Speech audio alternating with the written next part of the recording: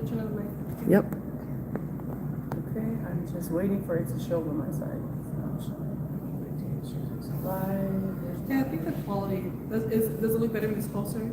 Yeah, it looks I good. feel like when it's far, I can't really see it. It's perfect sound. I'm certain it's something in the settings.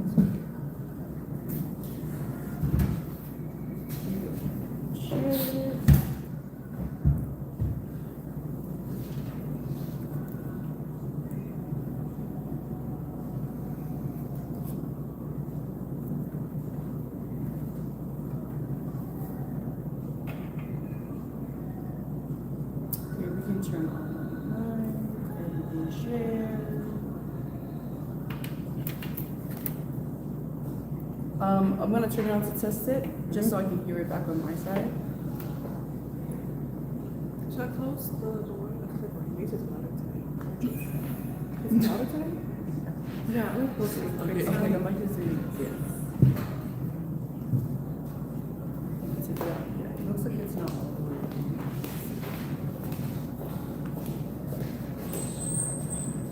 Okay.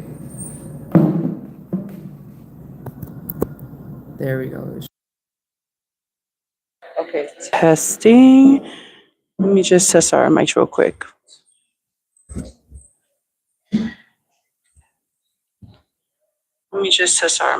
Perfect. Okay.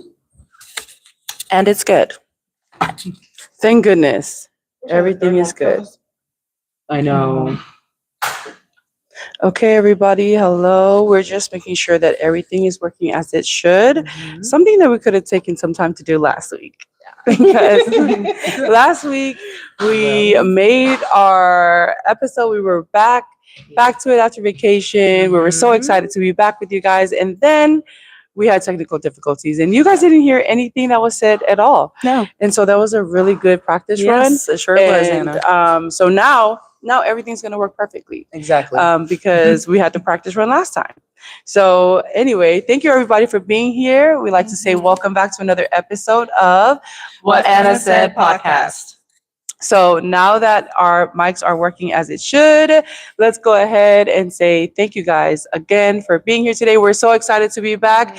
We took some time away, and so now Edna was holding it down during that entire time that we were away. I know Kim and I had some classes, and there were some other things going on, and so Edna had to step in and just shout out to her for holding it down. Sally was back here. You guys got to see Sally again in front of the camera versus behind the camera where she's been the last couple months. And so Sally was here, and that was a treat to see you guys come back and just hold it down. And it was also a treat to see to join in as part of the audience. So thank you so much for doing that, Absolutely. Edna. Like I told them, I said, you guys have great things to share in the horizon. And so I did reveal that because the time is not yet. But it was really nice to just, again, have Sally on there. Because we didn't know when she was going to come back. So it was really another treat for all of you who, like you said last time, who has been missing her. Like, where is Sally? So you know that she's probably going to tune in behind the camera very soon. So thank you, Sally, for helping me hold it down. And then thank you guys for being here with me again. So, No, it's so good to be back. We're so excited to be back here at Dos Amores, and to be able to dive right back in, because we even took a little break from the book that we were covering, because we had some guests on and things like that. We had our very exciting scholarship award ceremony, just all the things. And so summer began, and now we're back. So today we are getting back into the book Formed Underwater, which is a book that we've been covering during this series on the podcast. And so 4 truths that shape identity, purpose, and destiny. And as we've shared many times before, if you'd like to follow us along, you can do so by ordering the book on Amazon, and those proceeds go directly to the foundation, and it helps us to continue the mission. And but if not, feel free to join us every Friday here at 11. We used to go live at 11:30, and so now we're just 30 minutes earlier. And so you're more than welcome to come and join us live here in Dos Amores, or even here watching through YouTube, and join the conversation. We pay attention to the chat the whole time, so that if you have questions that come up or comments that come up, we're able to share and have a dialogue together. But yes, So we're jumping right back in. We have just finished covering the introduction, chapter 1, where we spoke about identity, and we covered that, and that was a really eye-opening start. It gets, as soon as you start this book, you get right into the nitty-gritty. And so talking about identity, one of the things that we learned walking through that chapter was that if you do not know who you are, you have already started off on the wrong foot. And so it is very, very critical to understand, to know your identity, to know who you are, because your life's journey truly does depend on it. And in the same thing can be said for chapter 2, which is origin. And so if you do not know where you come from, you cannot know your identity. And without knowing your identity, you don't know where you come from. And so these things go hand in hand.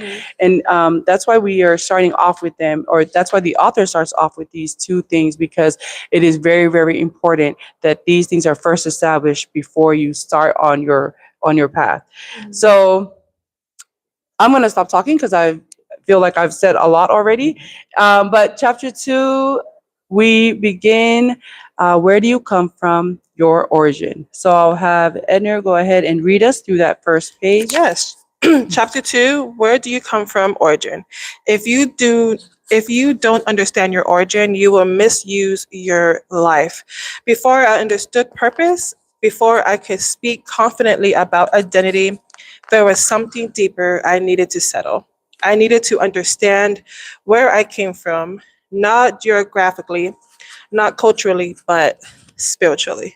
Mhm. And I remember last time we spoke about how very similar those things are. If you're not really tuning, because I remember reading this, going into chapter 2, and I'm like, "Where are you from?" It's immediately I did think culturally, Right. and then when I realized even he said spiritually, I was like, "Oh wow, that does matter." So having to start from chapter 1, it really does help you differentiate the two. And so I remember us talking about, wow, it's very similar in certain ways. I love the definition you use for misuse, because that definitely can happen if you do not know your identity. You can confuse the two. Right. Yes. And touching back on what you just said about the author saying that in the beginning, if you don't understand your origin, you will misuse your life. And last week I shared about how I put on my Edner thinking cap and I went into the dictionary and just to look up the definition of misuse. And so the definition in the Webster dictionary says that it is when you apply it to a wrong purpose or when you use something incorrectly. And so that is the dangers of not understanding your origin, of not knowing it, is that you will live your life according to its wrong purpose, or apply yourself to something incorrectly, because you do not truly understand where you come from, who you are. So the author says, before I understood purpose, before I could speak confidently about identity, there was something deeper that I needed to settle. So again, we see how identity and origin go hand in hand. And before you could even speak confidently about who you are, there was something deeper that needs to be settled. And that is understanding where you come from. So not geographically, not culturally, but spiritually, where do you come from? And something we talked about last week was about how the moment you are born, the voices start competing. So your culture, politics, family, religion, even social media, everything wants to define you. Everyone wants to define you. The world wants to give you labels. And if you are not careful, or if you are not confident in understanding who you are, you quickly adopt what people give you, the labels that they give you, who they think you are. You quickly take in the opinions of others, and that can quickly set you off the wrong path. And so going back to what the author is saying, before everything else, that's what you need to settle, is where do you come from? And so on the next paragraph here, it says, most people assume origin is about birthplace or family history. Those things matter, those things are true, but they are not the foundation. Long before a location or circumstance enters the picture, origin answers a more essential question. Who claimed you before the world tried to define you? And I love how that question is framed, Yeah. because it's so important to ask yourself that. It's so important to take time to reflect on that and truly understand that who claimed you before the world tried to define you. So before even identity began, before who you are, whose were you? And so I think that that's so beautiful. It reminds me of that scripture in the Bible, Jeremiah 1:5, where it says, before I formed you in your mother's womb, it says, before I formed you, I knew you. I knew you long before any of the labels that the world tried to give you, long before, um, who your identity, long before all of those, I knew you. And so just knowing that God knew you before all of that, before the world gave you a name, before your parents held you, before you took your first breath, that God already knew you. And so to me, that's beautiful and freeing to know that before your culture, before your cultural origin, your location, your, geographically, before all of that, before the world began, before you were even put together in your mother's womb, God knew you. I love that so much because in chapter 1, the author talks about his pains and the challenges that he went through, and the pipeline years, and the years that we call the really hard seasons that makes us who we are today. And one of the things I love is like, when having to know who you are, and then going into origin. To me, I did got to talk about like my testimony in the sense of just there was a 4 years where I just went away from my creator, because we do know the truth is that we all came from our creator. And going into the 4 years of being without him, me thinking I'm being without him, there was a lack of peace that I didn't realize that wasn't there no more. And I still had the same gifts, I still had the same talents, but because I no longer acknowledged my origin, I began to identify with the noise. I began to realize at the end of it, I had to stop at a certain point, because when you only operate through self, you limit yourself, you misuse it. And then I remember getting to a point like, what am I doing? Where am I going from here? Who am I? And then that's when I remember saying, like, it's like a call back home. Origin to me feels like a call back home, where I'm like, Dad, like, can I come home? And I think that's so important, because it's no matter how I feel, no matter what anyone tells me, the truth stands no matter what. Exactly. That coming back, I know there's a famous thing in the end that we say is like, you come back to your first love. Going back to God, to me, that was my first love. And knowing that, oh wait, I can go, I don't have to figure it out. I already know someone who knows everything about me. So making that call back home and coming back, it was like, you can't have one without the other. It just finally made sense, even though I didn't understand everything, but I knew the one who did, and I could be able to just rest in that. And so origin is so important. It's like comfort. It's like, no matter, it's being sheltered through a storm. It's that hedge of protection over you. And so it's so important to make sure that you know the difference, because I remember Sam, for the longest time, I did not know how to explain this to him, because Samuel, when he was younger, and he was, came first, like coming to know who Christ was, he thought that successful meant like successful people. He will identify all of them as, oh, they must know Jesus. He was like, the singers, they must have money, or they have nice cars because they know Jesus. He would think those things like, oh, mommy, it's because they know Jesus, because he was saying that every good thing belonged to God. And so as we know, that the way that our creator operates this world, the principles, it's going to work regardless. If you have good work ethics, if you are operating in your gifts, you're going to receive all the things that comes in those things. But the difference is, do they know who they are? They're going to come to a point like, okay, I have the money. That's why a lot of successful people come to an end of a life where they're like, I have everything that I want, but something is missing. What is that? It's their origin. Exactly. Yeah. Wow. Very powerful. Thank you so much for sharing that, Edna. And I love how you said, going through your season, because for those of you who've been following along, you know that we've covered the pipeline years, which is a part of the previous chapter in this book. And it just talks about a season in your life where it's hardship after hardship, and it feels like you're just drowning, and nothing is, your work, the resilience, the effort that you're putting in, it's not equaling out to what is actually happening in your life. And you're being pulled in so many directions, but you're not feeling seen, you're not feeling heard. You're staying busy, but you're not feeling fulfilled, and all of those things. And you mentioned that about how you turned your back to that origin, to that and you started to identify with the noise around you and believe the noise around you and the chaos that was taking over.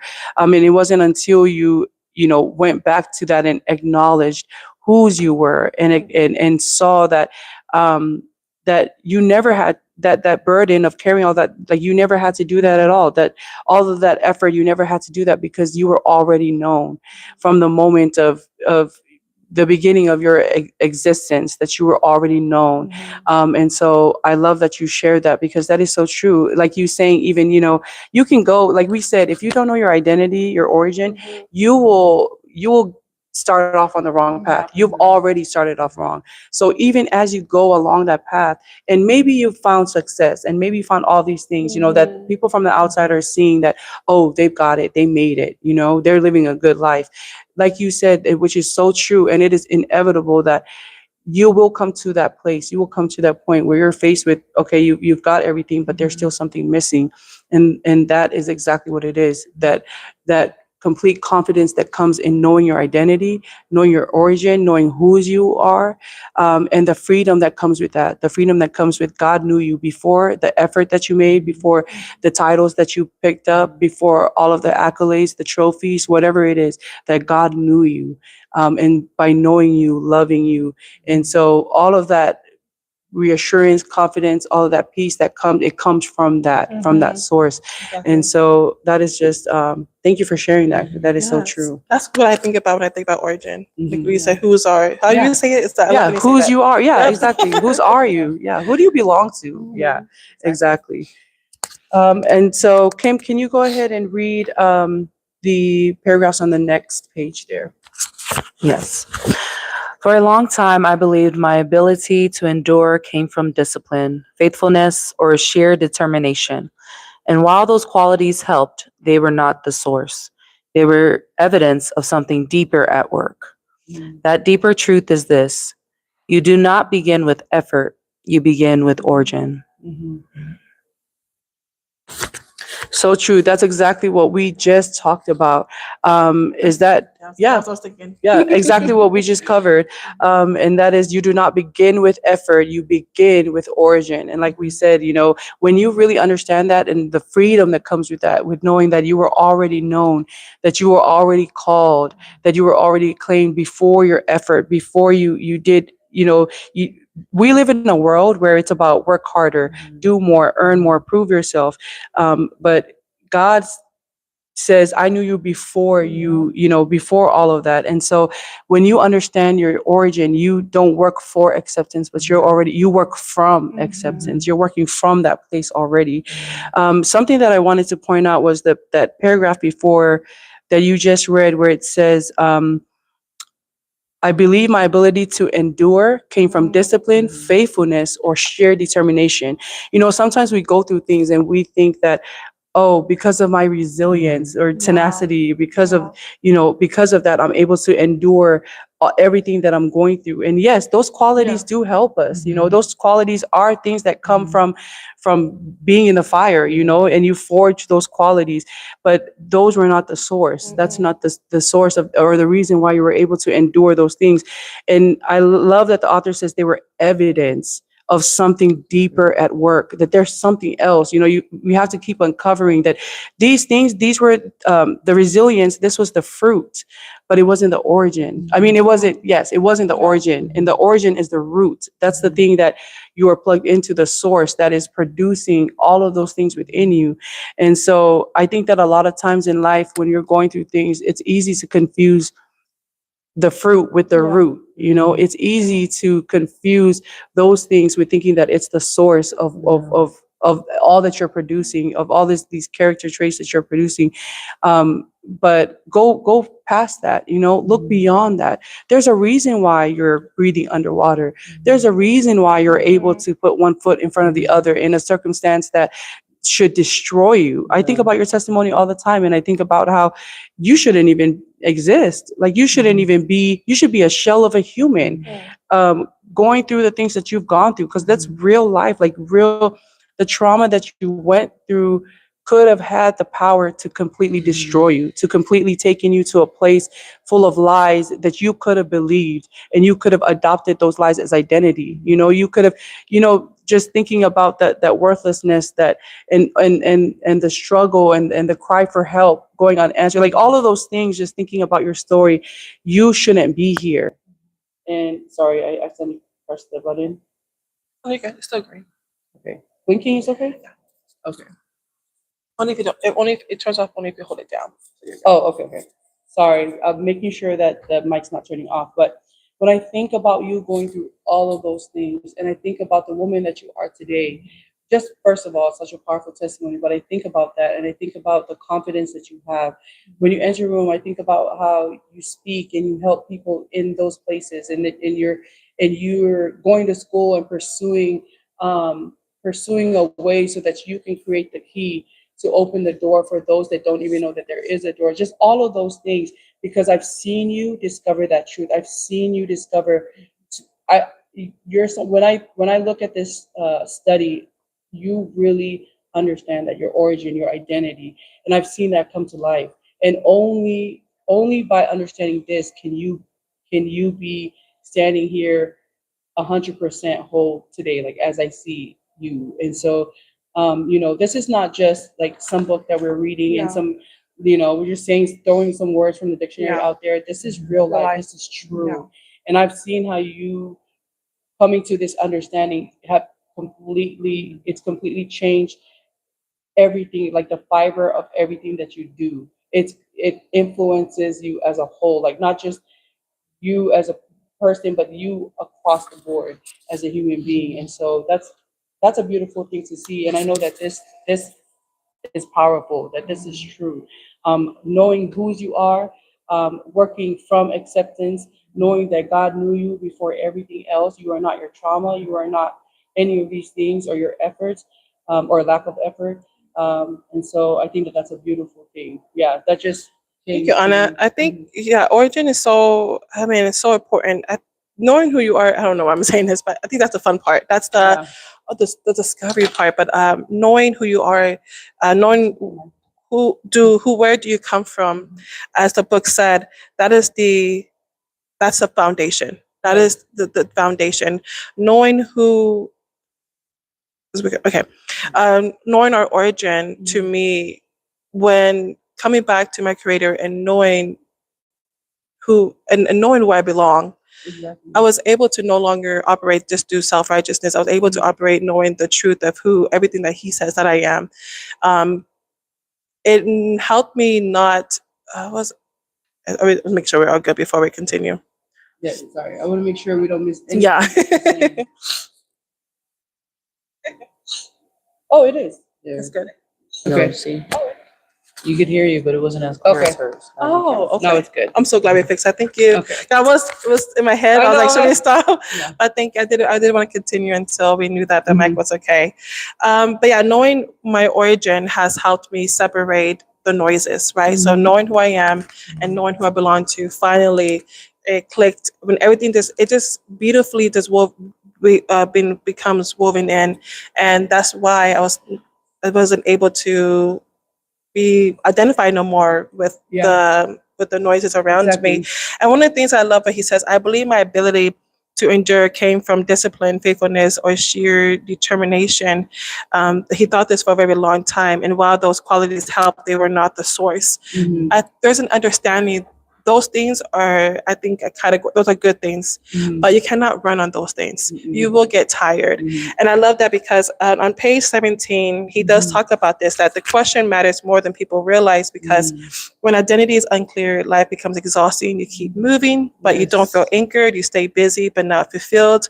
You remain faithful, but quietly frustrated. That follows into the category of misusing. That falls under the category of just being exhausted, and other things like that. But what I love is that when you know your origin, who you belong to, everything that we do always helps somebody else. You're no longer just for Yeah. yourself. That's why it becomes tiring, because you were never able have you ever had a good gift, but it was better when you were able to share it? Oh yeah. And I think that's how God operates. It's like everything that you have, it always helps another person. And that creates a domino effect that keep the everlasting domino effect because we're operating through the source. And one of the things you're talking as you were speaking, I just imagine, as you know, me and Kim is our little teacher, teachers at Little Champs, and I was talking to our Little Champs about just having to understand that when you have everyone in the house, right? They had a tablet, they have a phone.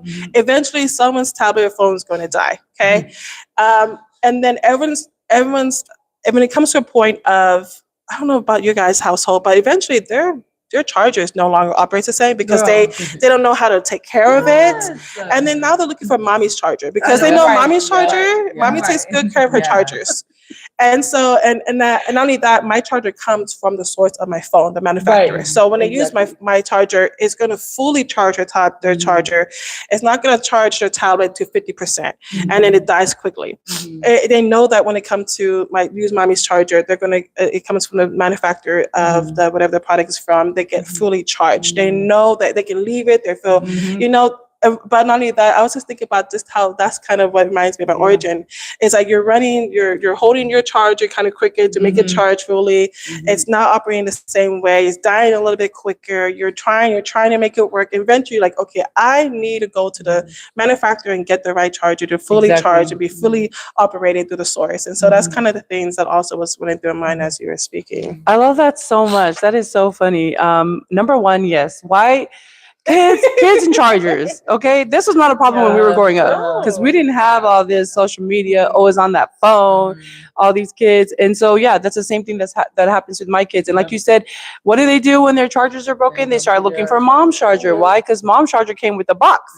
Mom's charger came from the manufacturer, so that charger works 100% how it's supposed to work. You have all the, like the generic brands or the duplicates. We live in a world of duplicates. Okay, we live in a world that if I can make that same product, make it for less cost, and say, I'm gonna do it. And so it might not work.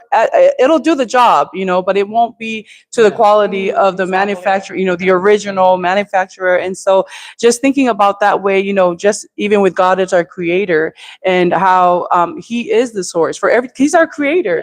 And so, purpose flows from the creator because he created us. He knows our true purpose, our intended purpose, because he gave it to us when he created us. And so sometimes, in life, whenever we're going and we, like you shared earlier, you turn to a different source, okay, God, you get, but let me go over here because this is what I want to do. And so that source can be anything, where you're getting your life from. It can be a group of friends, it can be social media, it can be multiple things. But that source will run out. That source will die soon because it is not from the manufacturer. It's not exactly, and it's not going to give you the full power, the full charge, the full authority as the source that created you, as your origin. And so that's so funny that you shared that because that is so true. And you start acting weird too, right? Yeah, exactly. And your kids are fine. As soon as the tablet dies, it's like, Mom, there's a certain sound that they make. I'm like, okay, they're looking for my charger. Right. Or a certain look in the way the body's moving. They're moving around the house because they're not looking for trash. They're not looking to clean up their room. They're not looking for dishes to wash. Right. So there's a certain way, and that's kind of like us. So like, oh my, there's a certain calling. To call Exactly. home. Yeah. And you're like, oh, wait, I gotta look for the source because Kim, go ahead and read. Yes. Understanding spiritual origin changes the way you interpret your life. Without it, you measure yourself by circumstances. With it, you measure circumstances by truth. I love that so much because we can easily get lost in that. We can easily, and I'm speaking about that sentence where it says, without understanding your spiritual origin, you measure yourself by circumstances. You measure yourself by maybe you lost your job or the house you live in or the money in the bank. Maybe you lost your car and you're looking for one. right now. And so you measure your life by those circumstances, which is very conditional, you know. And so instead of measuring your circumstances by truth, and so it's very easy to misunderstand the plot, to lose the plot. You know, you instead of I lost my job, my bills unpaid, I'm a failure. Truth determines how you interpret your circumstances. And because truth is leading the way, it refuses to let hardship rewrite what God already spoke over you. And so that's the beauty of understanding your origin, because you have that confidence that, yeah, okay, I lost my car. Okay, so I'm still the same person. Like God said, this is who I am, and this is who I am. Zero in the account, million in the account. This is who I am. And so I love that, because that is why it's so important to understand your spiritual origin. Like I keep saying, without it, you are off track.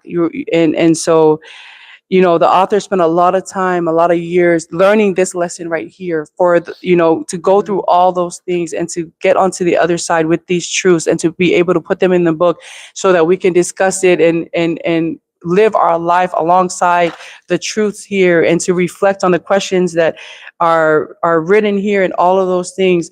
Let's not take, the author, however long it took him, let's not take that long. Yeah. Let's start here together. Let's figure this out. I don't know about you, but I'm not trying to measure my life by circumstances. Okay? It wouldn't be good. I want to measure it by the truth, and the truth that God knew before He formed me. You know, in the scripture says you are fearfully and wonderfully made. Hey, I want to believe that I'm wonderfully made, with or without a car. Okay? I just love that. I just love that truth. Speaking about the author, right? We also call him a mentor. We call him a lot of great things. I remember we were trying to figure out a situation, and he was talking to me about it, and in my head it was like, okay, yeah, I got it. And then quickly it was like, I want you to remember something. You really know something's going to happen. And he's like, remember that this is not you. Right, it's like you're not doing this for yourself. You're not operating through you. Remember, we're always operating by the higher source. And I was like, okay, thank you for reminding me this, because I bring that up because it is true. We don't operate through ourselves. And that's so comforting. Yeah. Because then as we're thinking about the decisions to make, or what it is the next step that I need to take for someone to help someone, it reminded me like, wait, yeah, I think about these things, but before I go and try to solve my problem, let me make sure I talk to the source first. Let me make sure that I know who I am. Let me make sure that I know the one who does provide, that I know the one who makes all things clear or makes everything possible when it seems impossible. When you're looking through the list of things, you're like, wait, how can there's nothing, I don't know how to do this. And that's how you know you're not operating the source. When you're speaking those things, you're like, I don't know. Like, okay, let me see what I can do. No, when you're telling God, you can let that go. And you can live freely and knowing that He's going to take care of it. Okay, so a car is going to come soon for you, Ken. We're claiming it that a car is coming soon. Sorry, this isn't the Oprah podcast. I know. You get a car. You get a car. Yeah. But yes, that is so true, Edner. I love that you touched on that, because understanding your origin, knowing your identity, when those things align, that burden is lifted off of you, because you are no longer operating through your own strength. You are no longer, you now have a higher, like you said in your conversation, you are now, there's a higher source at play here. And so all of that, you don't have to carry, and that's not yours to And carry. that humbles me. I'm like, thank you, Jesus. I'm like, oh yeah, I'm not that good. What am I talking about? I don't have that much power on my own. So yeah, very true. Thank you. So we left off with that truth. Understanding spiritual origin changes the way you interpret your life. Without it, you measure yourself by circumstances. With it, you measure your circumstances by truth. So it continues to say here, during the pipeline years, everything around me suggested that I was failing. Progress stalled, opportunities disappeared, outcomes refused to align with effort. Yet beneath all of that, something remained intact. I was drowning, but I could still breathe underwater. And definitely something that a theme that we keep talking about here as we reflect on the pipeline years that the author speaks about, and all of us, in our lives, like Edna shared about her years, all of us in our lives having that time. I mean, maybe you're going through that season right now, and just, I'm sorry, I'm breathing underwater right now. You're being formed. you're doing the scuba. Scuba. This is Kim underwater right now doing the scuba. But yeah, it's like everything. And you just feel like, okay, every time I get up, I get knocked back down. That's the wave. Yeah. The waves on the shore. But yeah, you just feel like you can't catch a break. And something that the author says here, where outcomes refuse to align with effort. Man, that's the worst. You ever feel like, I've done everything. I'm doing the formula. I'm giving my all, but the outcome is not reflecting all of the effort that I'm pouring in, everything that I'm doing. And the author, even with all of that, he says, I was drowning, but I could still breathe underwater. And that right there points you back to the origin. Because why? The thing that I'm thinking about when I'm reading through this is, how am I still standing? Why am I still here? I shouldn't be. Why am I still, sometimes I'm like, why am I still sane? I shouldn't be. All of those things. And the truth of it is that before the storm, God already defined you. He already called you. He already knew you before the storms of life came, before all of those things came. When you're going through life and you're asking yourself, how am I still able to breathe underwater? That points you to the source. Yeah, very true, Anna. Because at the same time, it gives you a sense of peace. You know that these circumstances or these things that are happening right now, that, okay, God, what is forming? What am I being formed under this water right now? Like, what's going on? Because when you know your origin, you have that sense of peace. You know that these opportunities that are being taken away, like we talked about, and with Anna's second job, also with Tiki, and just like these opportunities and things are happening, and we're like, okay, God, there's something working underneath, right? So we're trying to figure out what it is, but at the same time, you just have that sense of peace, because we all know in life you're gonna go through hardships, you're gonna go through things that just happen out of nowhere, just like we know just recently one of our church members is going through something that's very serious, and just how fast your life can change or things can happen. But at the same time, when you know your origin and you know that there's something underneath all of this, there's a reason why these things are happening, you can have that sense of peace, and at the same time have that trust and know that everything will be okay. On the way here, me and Kim was talking, and immediately we started talking about, our days and plans of what we do for 4th of July. If you notice, we're in our colors. But one of the things I noticed I've been noticing for a very long time, but right there with Origin, as we were speaking, of course, long story short, that doesn't, to Kim's situation, having to get a new car because of the accident that happened. Thankfully, everybody's okay. But now the next step, having to get everything fixed, all the things that is financially that a burden that was never even supposed to be a burden in the first place, right?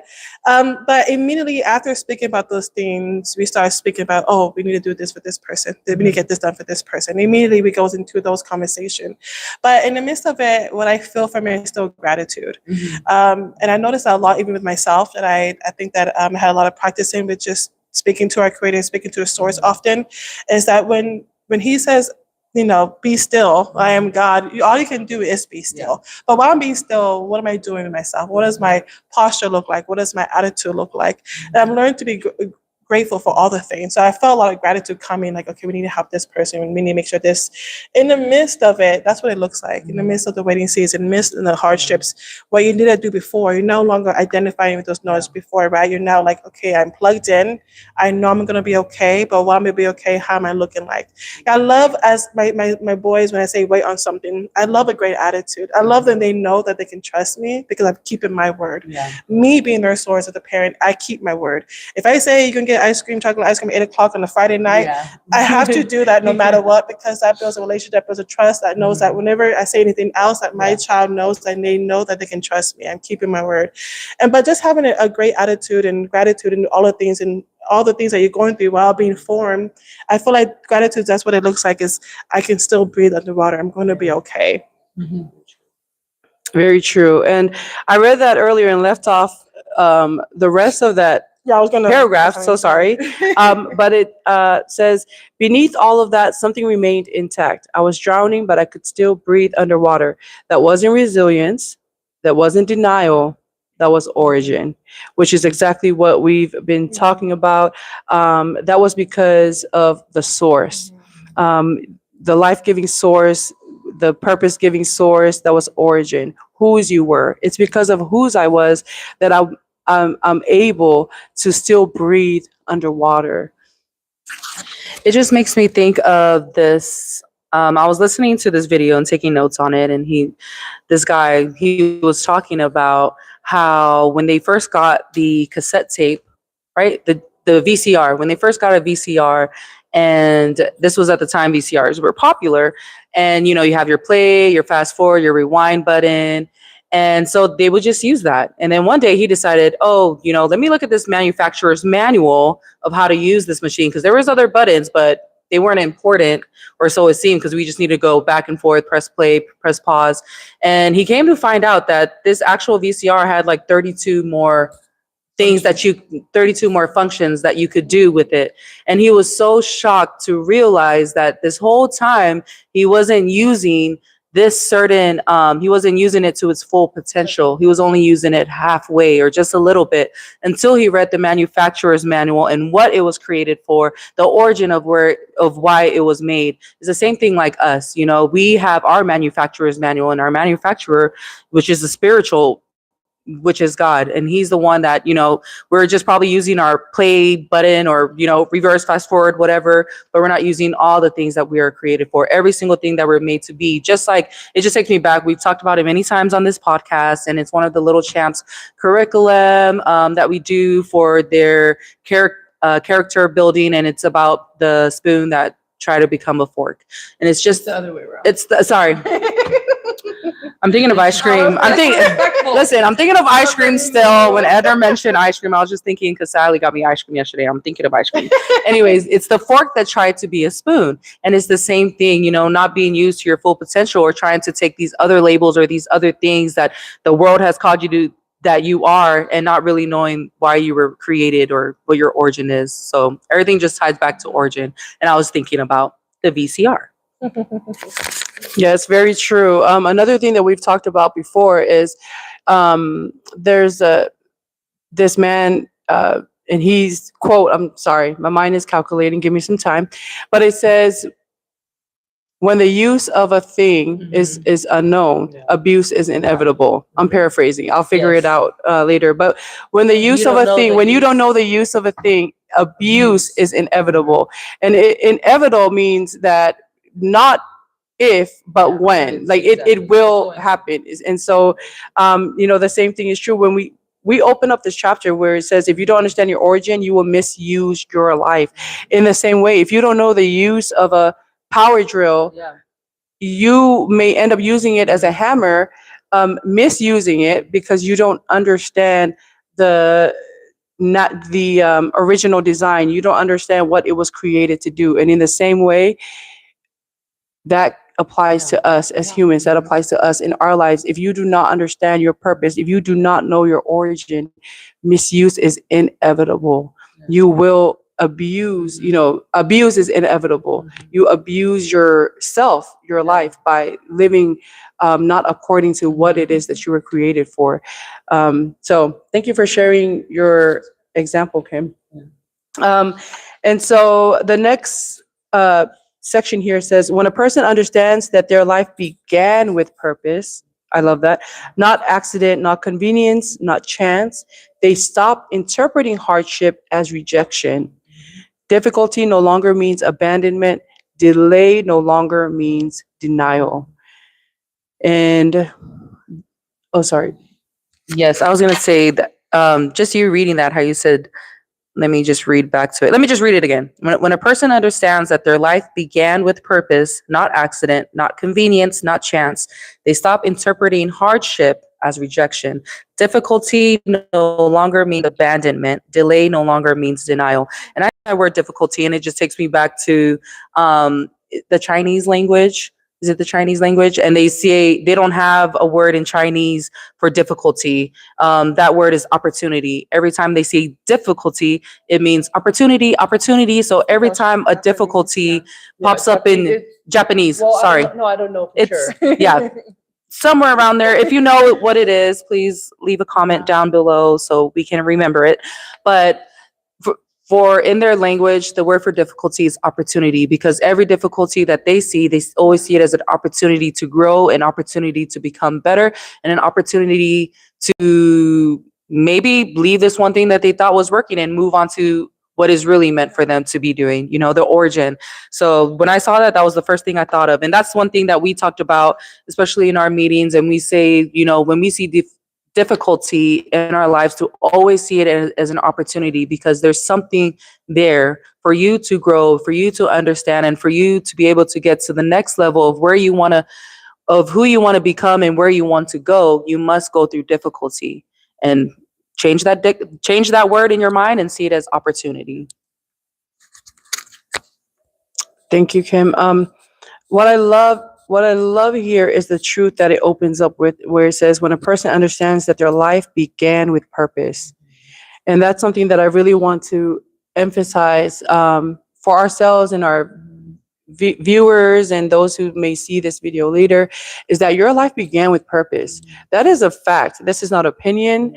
That is the truth that you can take to the bank and you can cash in on, that your life began with purpose, and that everything that you're going through, the hardships that you're going through, that because a lot of times even as believers, you can define those hardships as rejection. You can feel like you're abandoned. You can feel like a delay in something is denial, is a closed door. But when you understand that your life begins with purpose, you know that even if your circumstances are unexpected, your existence your existence is not. So even though your circumstances are unexpected, your existence is not. God knew you before you were formed. You are here on purpose. That's something that I want you to know. Whether or not your parents knew, whether or not they made a decision to have you, your creation is on purpose. And so, there's nothing that happens that is without God's knowledge, without his awareness. And so you being here right now, you watching this video, you existing, all of that is on purpose, because with purpose. And so I just love that. And this really takes me, I think about all of the stories that, in Sunday school, or however it is that you came to know these stories in the Bible. I think about Paul and his time in prison. I think about Joseph being betrayed by his brothers. I think about Moses growing up conflicted, growing up as a Pharaoh's son, but being a Hebrew and seeing what his people were going through. I think about David. I think about all of the hardships that he endured, how he came from a shepherd boy to a king, and everything that he had to encounter on that level. I think about Esther and how she had to be an advocate for her people in a very, very scary time. I think about all of the difficulties that these great men and women had, and I think about how difficulty for them, knowing their stories, how difficulty wasn't proof that God abandoned them, but difficulty became the place where God's purpose was revealed in their life. And so in that same truth, for us, the difficulties that we're facing, the weaknesses that we have, how that is an opportunity for God to really show up in our lives, for God to really reveal to us the truth of our purpose, the truth of your existence. And so take encouragement in that. I know I do.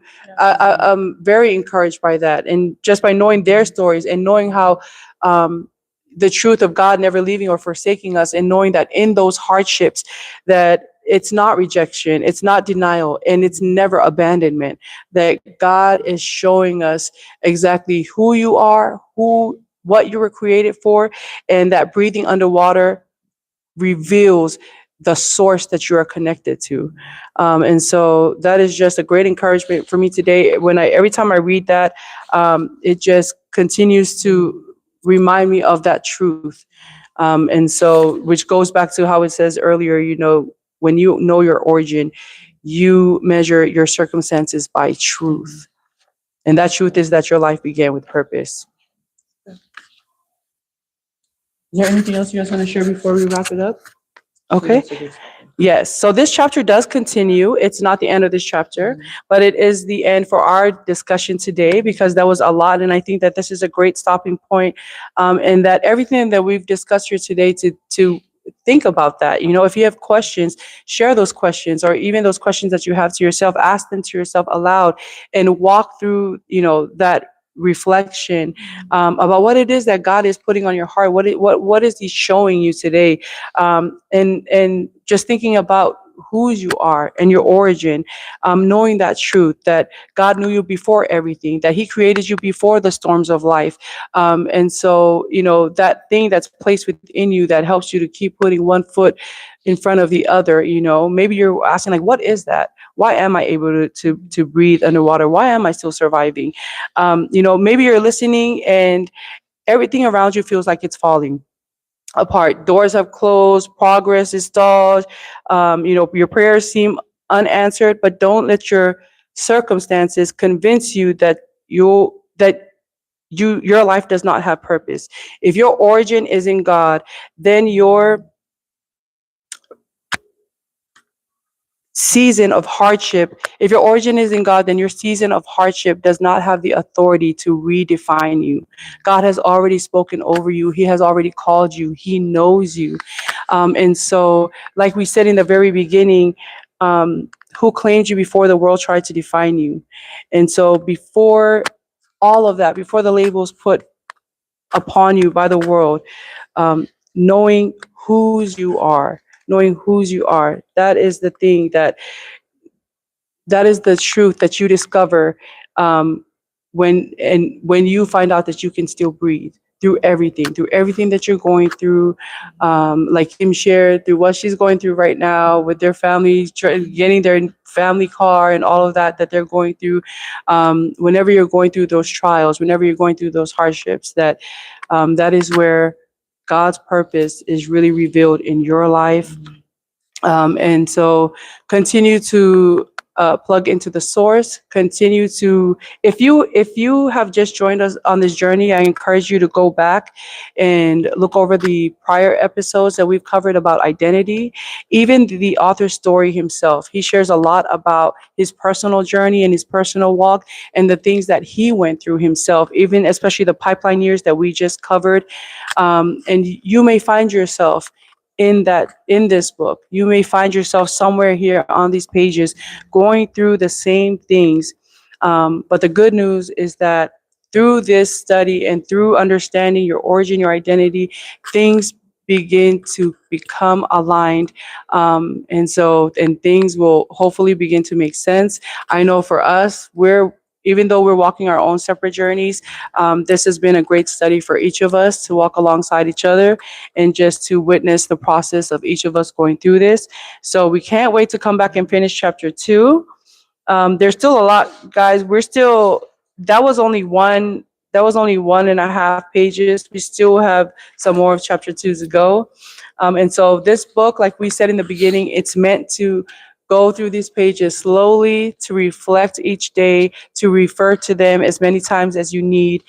So we're definitely taking our time walking through this. All of this is important, and we're so glad that you're able to join us as we go on this journey. We'll catch you guys here again next week. Kim, where can they find us? You can find us here at Dos Amores at 11 a.m. So we hope to see you here in person or on our live on the Kasitati Sisters podcast. What Anna said podcast. Thank you, Kim. Anyway, thank you guys for joining us, and we'll catch you on another episode of What Anna Said podcast. Bye. Also, guys, these lights are so hot. I was burning. These lights are so hot today. I don't know. See my haircut flat? Yeah. I don't know why they're more hot today than usual.